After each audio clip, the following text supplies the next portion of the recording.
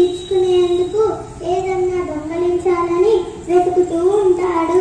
అతనికి ఏదీ దొరకదు. చివరకు ఒక ఇంట్లో దొంగలించడానికని వెళ్తాడు. అక్కడి వాళ్ళు అతన్ని చూసి వెంటాడతారు. వాళ్ళని చూసి భయపడిన ఆ దొంగ అడవిలోకి పారిపోతాడు. ఒక చెట్టు పైకెక్కి కూర్చుంటాడు. అప్పటికే బాగా చీకటి పడి ఉంటుంది. అతనిని వెంబడిస్తూ వచ్చిన వారు అతని కోసం వెతుకుతూ ఉంటారు. అతను ఆ రోజు మొత్తం ఏమీ తినలేదు.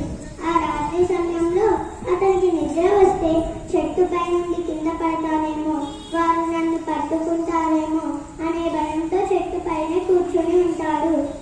అతనికి నిద్ర రాకుండా ఉండడానికి చెట్టుకున్న ఒక్కొక్క ఆకు తీసి కింద వేస్తూ ఉంటాడు.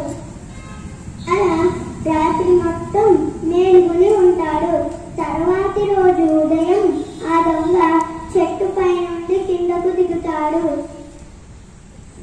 చెట్టు కింద ఉన్న శివలింగాన్ని చూస్తాడు.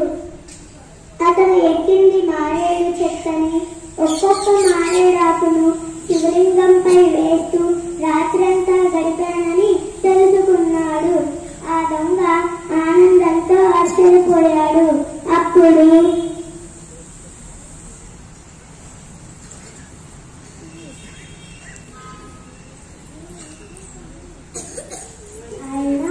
నువ్వు మహాశివరాత్రి రోజున చేసిన ఉపవాసం జాగారం కారణంగా కైలాసంలో స్థానం పొందావు. నేను ఒక దొంగను. మీరు చెప్తున్న ఈ ఉపవాసం జాగారం నా వల్ల అనుకోకుండా జరిగింది. అయినా కానీ నీవు నా కైలాసంలో స్థానం కల్పించారు. మీ పట్ల ఉన్న ప్రేమని ఏమని చెప్పగలను? మీరు మా అందరికీ ప్రభు, మీరు మా అందరికీ తండ్రి.